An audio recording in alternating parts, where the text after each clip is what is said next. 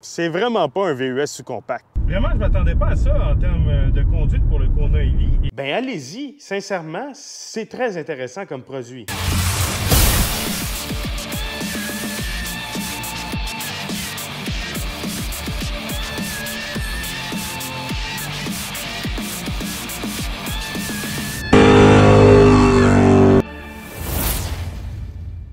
Salut, je suis Charlie Pop pour CarPop et aujourd'hui, le Hyundai Kona EV. C'est le Hyundai que le monde possède parce que c'est le Kona, tu sais, celui qu'on a. Ah, j'ai un enfant quelque part. Donc, c'est quoi le Hyundai Kona? C'est un VUS sous-compact qui est arrivé en 2018 au Québec en version à essence et la version électrique est arrivée en 2019. C'est un des rares véhicules qu'on offre en électrique et en essence. Lorsqu'il est arrivé en 2018, le Kona a connu énormément de succès et lorsque la version électrique est arrivée, elle a connu également énormément de succès puisqu'elle était quand même assez abordable et encore aujourd'hui, elle est encore très abordable. Donc, comme j'ai dit plus tôt, ici on a la version électrique. En version Preferred, je voulais vraiment essayer un Preferred parce que tout le monde essaye le Ultimate, mais tout le monde achète le Preferred. Donc, ce que je vous propose aujourd'hui, on va faire le tour du véhicule. Je vais vous présenter le véhicule à l'extérieur, à l'intérieur, vous donner ses forces, ses faiblesses. Et à la fin, on va s'asseoir et on va jaser prix. J'ai emprunté l'aventure à mon nouveau membre. J'ai emprunté ce véhicule à un nouveau membre de l'aventure CarPop QC qui va m'aider en arrière de la caméra. Il ne veut pas que je dise son nom, je vais l'appeler Yeti parce que je sais lire sur son chandail. Fait que j'ai emprunté ce véhicule à Yeti, il vient de s'acheter ça avec sa blonde. On va commencer par parler un peu controverse. Malheureusement, un peu comme le Mach-E, le Kona, même s'ils disent que c'est un VUS sous-compact, c'est vraiment pas un VUS sous-compact. En fait, c'est une voiture sous-compact. Tout d'abord, les dimensions extérieures, on est vraiment proche d'une voiture sous-compact, autant en longueur qu'en largeur. On est un petit peu plus large qu'une sous-compact. En termes de longueur, ça dépend du modèle. On est plus long que certains, plus court que d'autres. On est pas mal dans la moyenne de la catégorie. Deuxièmement, la garde au sol, on a 158 mm. C'est beaucoup moins que la majorité des VUS. Un VUS, ça commence autour de 180. On est à 158. C'est 2 mm de moins qu'une Mitsubishi Mirage. Et un autre point important qui fait que c'est un VUS ou une voiture, bien, le système 4x4, dans la version essence, on peut l'avoir en 4 roues motrices. La version électrique, elle est seulement offerte en traction avant. Donc, résultat, on ne peut pas vraiment dire que c'est un VUS. En plus, l'espace cargo est vraiment pas digne d'un VUS. On a 544 litres d'espace cargo et 1296 les sièges baissés. C'est environ 300 litres de moins qu'une Nissan Versa hatchback, environ 200 litres de moins qu'une Kia Rio hatchback et environ 300 litres de moins qu'une Chevrolet Bolt, qui, elle, est considérée comme une sous-compacte. Maintenant, débutons l'essai. Commençons par parler nom. Kona. Kona, ça sonne exotique, c'est génial. Il y a une marque de vélo qui s'appelle de même aussi. Ça sonne comme spécial à nos yeux. Sauf au Portugal. Au Portugal, ça veut dire prostituée. Donc ici, nous avons le Hyundai prostitué. Donc, sachant que le véhicule s'appelle prostitué, on a plusieurs jokes à faire, moi et mon nouveau partenaire derrière la caméra. C'est pour ça qu'on en voit souvent qui se font rentrer dedans. C'est une très grosse batterie pour faire de la vibration. En 2022, Hyundai a fait une mise à jour à l'avant et ça l'a vraiment fait du bien, surtout pour la version électrique. Avant, on avait une genre de fausse calandre avec des genres de trous de fromage suisse. C'était pas très beau. Maintenant, on a juste un devant qui est épuré, tout simplement, et ça l'a fait vraiment du bien. Les phares avant sont au DEL et sont assez jolis. D'ailleurs, il est écrit que c'est les feux de jour. Il est vraiment écrit dans le phare. En dessous, on a les feux de route qui sont vraiment jolis. Et les versions électriques n'ont pas les fogs. Et quand le Kona à essence a des fogs, c'est vraiment laid. Ça fait 3 rangées d'yeux, je sais pas, ça marche pas. On a une très petite calandre. Les véhicules électriques ont beaucoup moins besoin d'aération que les véhicules à essence. Le radar pour le cruise adaptatif et la détection de collision est ici. Résultat, c'est super bien intégré, ça paraît pas du tout, je trouve que c'est vraiment fantastique. Par contre, le propriétaire me disait que dès qu'il y a de la slotch, de la saleté ou peu importe, ça ne fonctionne plus. Donc probablement en le mettant plus haut, on éviterait que de le détruire avec les débris de la route québécoise. Une autre chose, la trappe pour charger est à l'avant et elle est vraiment pas subtile. Je l'aurais mis sur le côté, ça aurait été plus subtil. Et avec le verglas, elle est zéro fonctionnelle, elle est complètement bloquée, elle n'ouvre pas. Lors de la mise à jour esthétique du Kona en 2022, on en a profité pour enlever les maudites ailes en plastique noir qui étaient vraiment laides et qui n'avaient pas sa place, à mon avis, sur le design du véhicule. Et on est rendu avec des ailes de la même couleur que le reste de la carrosserie, tout le tour des ailes, et c'est vraiment plus beau. D'ailleurs aussi, je ne sais pas si c'est en refaisant le redesign que ça a donné ça, ou on en a profité en même temps pour adoucir la ligne des ailes encore une fois. Et vraiment, c'est beaucoup plus réussi qu'au départ, et ça fait vraiment du bien. Sinon, on a encore gardé ce plastique-là noir. En ce moment, le véhicule est noir, ça paraît pas, mais sur un véhicule d'une autre couleur, ça paraît beaucoup et je trouve que ça n'a pas sa place dans le design. Pour le reste, je trouve que le Kona, avec la mise à jour, est vraiment plus réussi que par le passé et est rendu beau. Parlons pneus et roues. Côté pneus, on a du 215-55 R17. C'est une grandeur assez commune, ça coûte environ 150 $ du pneu, donc une trentaine de dollars de plus qu'un pneu de compact, mais sinon c'est bien abordable, ça fait du bien de voir ça sur un véhicule électrique, d'habitude c'est beaucoup plus dispendieux. Côté roues, comme vous pouvez voir, c'est pas les plus belles roues, ça me fait penser à des enjoliveurs de Chevrolet Corsica 93, c'est pas très beau. On a vraiment une grande surface plane pour améliorer l'aérodynamisme, mais franchement, c'est pas très joli. Je pense qu'on pourrait retravailler le design de ça. Sinon, à l'arrière, on peut voir le becquet. Le becquet a une utilité très aérodynamique, surtout dans un véhicule électrique. Ça vient améliorer l'aérodynamisme. Mais comme vous pouvez voir, toute la saleté reste coincée en dessous. On a fait 6 km avec le véhicule et la fenêtre arrière est déjà tout beurrée. Sinon, on a quelque chose que je ne comprends pas qu'on fait dans l'industrie encore. Selon la loi, on n'a pas le droit d'avoir les phares arrière sur une partie mobile du véhicule, donc sur la porte de valise. Mais on nous met des phares arrière, question esthétique, puis après ça, on nous met les vrais phares en dessous. Et ça augmente le coût de production et ça sert absolument à rien. Et les phares arrière ici sont beaucoup moins visibles que ceux-là, qui ne s'allument pas d'ailleurs lorsque l'on freine. Ça s'allume ici. Ces phares-là servent juste le soir à éclairer pour que le véhicule soit plus visible de loin. Et franchement, je pense qu'on aurait pu avoir une autre approche design à ce niveau-là. Des phares comme par exemple ceux du Hyundai Venue, qui seraient venus tout le tour ici et qui auraient coûté bien moins cher à fabriquer et qui auraient permis de diminuer le coût de vente du véhicule. Sinon, à l'arrière, le look général n'est pas laid, ça a un petit look sportif qui est quand même assez agréable. L'accès à l'arrière est assez juste. La porte s'ouvre, mais on a vraiment peu d'espace. Et il faut vraiment glisser les jambes un peu contre le banc et mettre ses pieds en dessous du banc. Et quant au dégagement à la tête, ben j'ai la tête au plafond et c'est pas très agréable. Bref, c'est pas un véhicule qui est adapté pour les adultes à l'arrière. À l'arrière, il n'y a absolument rien à faire. Il n'y a aucun accessoire, aucune bouche d'aération, rien.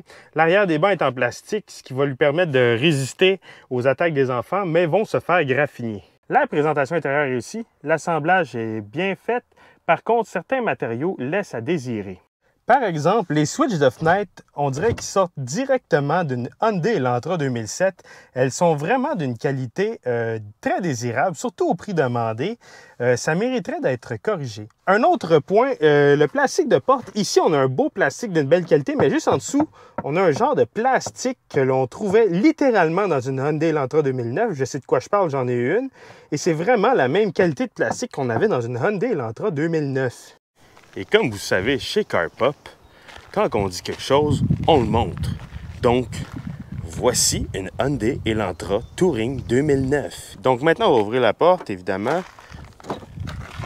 Et comme vous pouvez voir, c'est la même maudite affaire, le même plastique, les switches qualité très similaire. Et pourtant, on parle d'un véhicule qui est 13 ans plus âgé. Par contre, on a vraiment rehaussé la qualité de l'intérieur par rapport au Hyundai Kona à essence. Le Hyundai Kona à l'essence, on a la même qualité de plastique qu'on avait dans la porte, partout en dedans. Et vraiment, on avait l'impression de reculer 10 ans en termes de qualité de finition.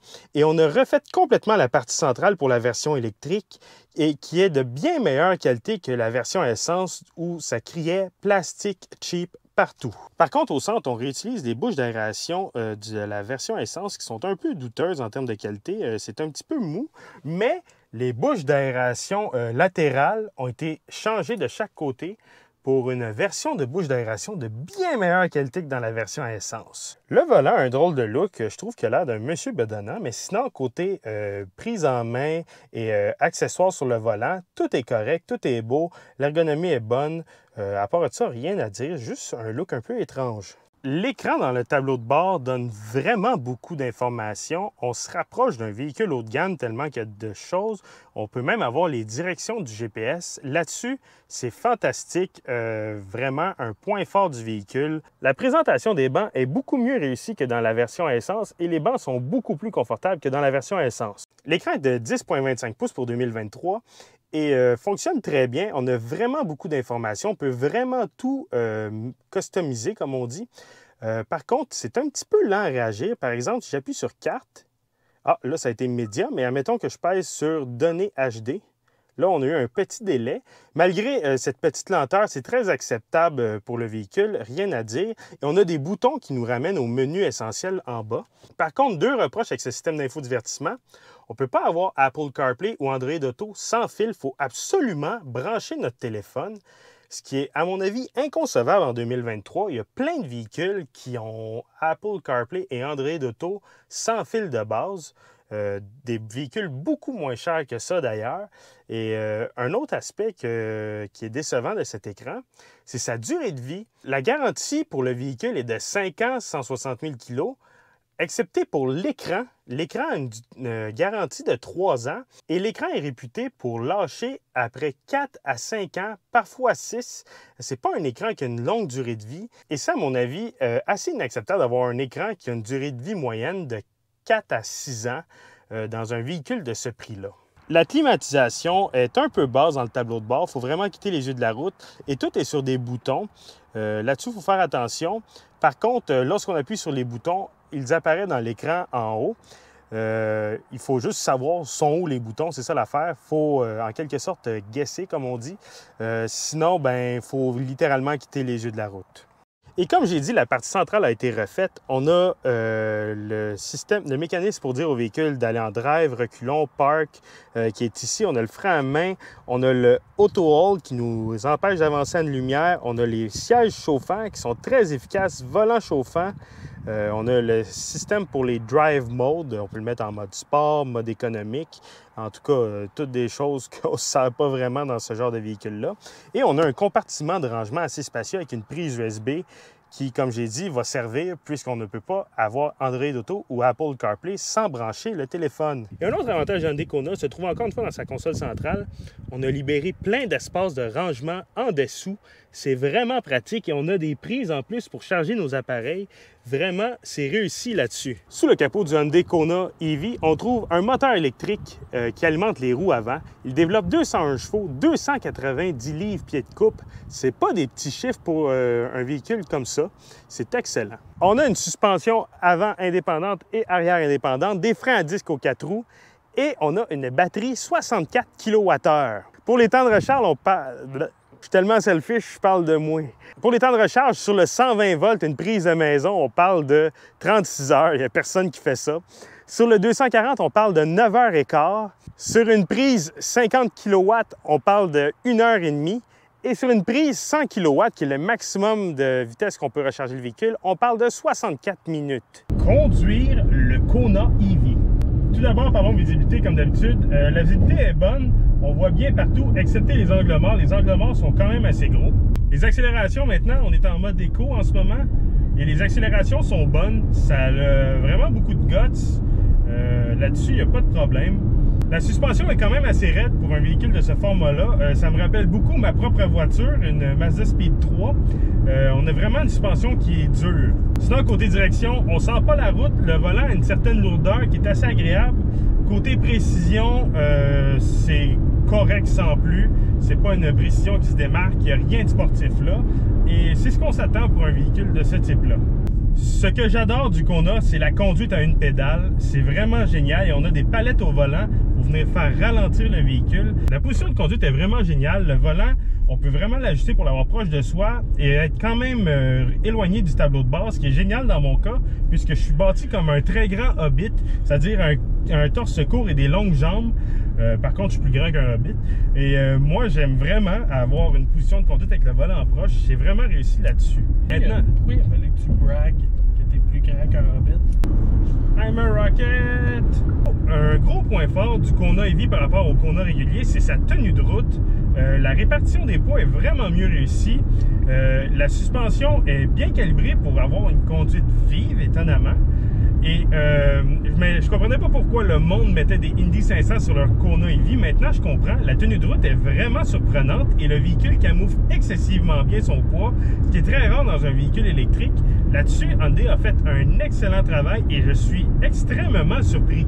Par contre, malheureusement, comme j'ai dit, la direction ne fit pas du tout avec une conduite sportive, ce qui est malheureux parce que je crois qu'on a vraiment un potentiel incroyable là. Au lieu de faire un Hyundai Kona N normal, on devrait faire un Hyundai Kona EV. Ça serait vraiment intéressant à mon avis. Et je pensais vraiment pas dire ça durant mon essai routier aujourd'hui. En gros, le Hyundai Kona EV, c'est un bon véhicule. Ça se conduit mieux qu'une Bolt à mon avis. Et ça se conduit vraiment mieux que n'importe quelle sous-compact équivalente à essence. C'est probablement la sous-compact la plus plaisante à conduire sur le marché en ce moment. Vraiment, je ne m'attendais pas à ça en termes de conduite pour le Kona EV. Et je suis vraiment agréablement surpris. Et là-dessus, vous ne serez pas déçus. Donc, la conclusion du Kona EV. Tout d'abord, parlons autonomie. J'en ai pas parlé durant la vidéo. On annonce 415 km d'autonomie. C'est très réalisable. Les propriétaires du véhicule se tiennent environ 400 à des fois même 430 km d'autonomie. En hiver, ça diminue énormément, mais c'est normal. Donc, côté autonomie, ce qu'on nous annonce, c'est pas mal ce qu'on va faire. Ensuite, parlons prix. Le Hyundai Kona EV, avec taxes et subventions en version Preferred comme on avait à l'essai, c'est 43 000 $. C'est vraiment beaucoup de sous pour une sous-compacte. Quant à la version Ultimate, qui est la version tout équipée avec le cuir, etc., c'est 5 000 $ de plus, donc 48 000 $. Et je trouve ça trop dispendieux pour ce que c'est à 48 000 $. Maintenant, parlons compétition. Dans les sous-compacts, on a deux compétitrices majeures pour le Kona EV. On ne peut pas utiliser la Nissan Versa. La Nissan Versa ne se fait plus hatchback, donc il reste la Kia Rio et la Bolt EV. Tout d'abord, la Kia Rio, on est rendu à 30 000 $ pour une version tout équipée. On n'a pas le même niveau d'équipement que le Kona. Le Kona est mieux équipé. Et vu le prix de l'essence, la Kia Rio va coûter environ 2 000 $ d'essence par année. Donc, ça va prendre environ 6 à 8 ans à rentabiliser votre Kona EV par rapport à une Kia Rio juste en essence. Donc, à ce moment-là, on serait plus gagnant d'aller vers le Kona EV. Par contre, la plus grande compétitrice du Kona EV, c'est la Bolt. J'en ai glissé un petit mot durant l'essai routier. La Bolt, elle, est beaucoup moins chère que le Kona EV. On est à environ 35 000 $. On a autant d'autonomie. On a un intérieur plus spacieux. Par contre, je dirais que la qualité de finition est une petite affaire en dessous de la Kona EV. Et le comportement routier est inférieur à la Kona EV. C'est vraiment un point fort de la Kona EV. Mais maintenant, est-ce que ça vaut la peine de payer environ 7 000 $ de plus pour un Kona EV? Personnellement, je crois que non. Oui, la Bolt va être moins confortable et, comme j'ai dit, moins le fun à conduire, mais ce n'est pas un petit écart et c'est un écart qu'on ne reverra pas. C'est-à-dire, on ne sera jamais capable d'aller rentabiliser assez notre Kona EV pour rattraper le prix de la Bolt. Et pour cette raison-là, j'irais plus avec une Bolt qu'une Kona EV. Et c'est justement le problème du Kona EV, c'est que la compétition existe et est beaucoup moins chère. Et le Kona EV a un prix de VUS, alors qu'il n'en est pas un. Et c'est son gros bémol, à mon avis, son prix. Je crois que le Kona EV est un véhicule qui est pertinent, qui est intéressant, qui a sa place sur le marché, mais pas au prix demandé. Je le trouve un peu trop cher. Et à cause de ça, je ne vous le recommanderai pas juste à cause de ça, parce que Sincèrement, j'ai été vraiment surpris par le véhicule. Comme j'ai dit dans ma vidéo, j'ai essayé la version à essence preferred et j'ai été vraiment déçu du Kona et mes attentes étaient très basses quand on m'a proposé d'essayer le Kona électrique et quand j'ai réalisé que c'était vraiment pas le même véhicule et que c'était vraiment plus agréable, j'ai été vraiment surpris et je trouve ça dommage que le véhicule soit aussi dispendieux. Donc, en gros, le Kona EV, super bon véhicule, très pertinent, mais trop dispendieux. Il faudrait au moins enlever un 5 000 sur le prix, un 4 à 5 000 et là, on aurait vraiment quelque chose d'intéressant et que je vous recommanderais fortement. Donc, si vous réussissez par hasard à avoir un rabais ou en trouver un usagé qui est beaucoup moins cher, bien allez-y, sincèrement, c'est très intéressant comme produit.